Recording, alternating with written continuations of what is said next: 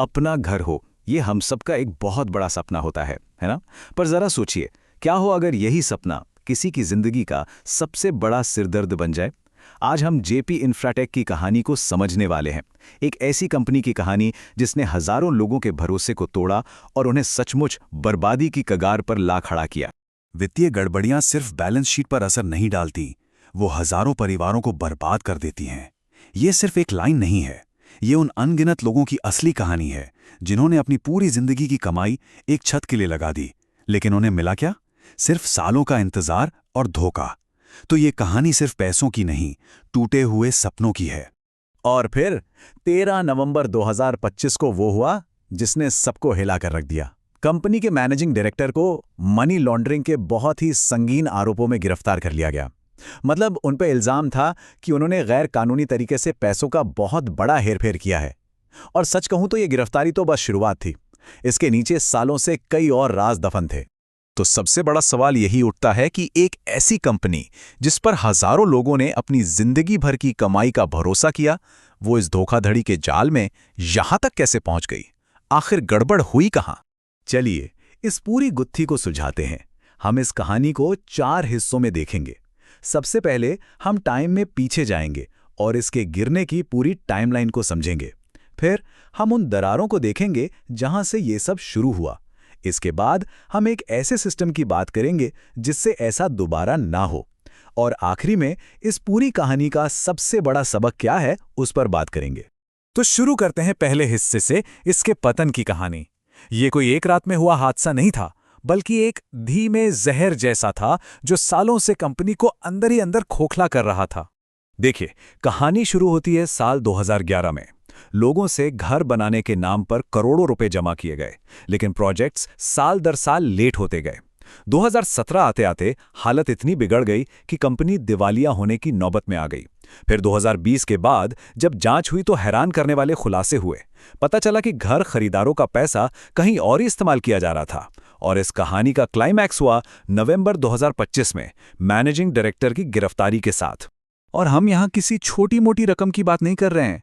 आरोपों के मुताबिक सैकड़ों करोड़ रुपए, वो पैसा जो लोगों के सपनों का घर बनाने के लिए था, उसे चुपचाप कहीं और भेज दिया गया। तो आखिर इतनी बड़ी गड़बड़ी हुई कैसे? सिस्टम में ऐसी क्या कमजोरियां थीं? चलिए दूसरे हिस्से में चलते हैं और इन वजहों को समझते हैं। सबसे पहले इस शब्द को समझना जरूरी है, फंड डाइवर्जन। इसे एक सिंपल से एग्जाम्पल से समझते हैं। मान लीजिए आपने अपने बच्चे की स्कूल फीस के लिए पैसे रखे थे, लेकिन उन पैसों से आपने एक नई कार खरीद ली। बस ठीक इसी तरह कंपनी ने घर बनाने के लिए मिले पैसों को किसी और काम में लगा दिया। इसी को कहते हैं फंड डाइवर्जन। तो ये सब हुआ कैसे? देखिए, इसके पीछे कई बड़ी वजहें थीं। सोचिए, हर प्रोजेक्ट का पैसा एक ही बड़े से बर्तन में डाला जा रहा था, तो ये पता लगाना ही नामुमकिन था कि कौन सा पैसा कहां जा रहा है।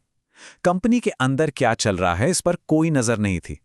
बोर्ड में बैठे बड़े लोग भी शायद गहरी नींद सो रहे थे।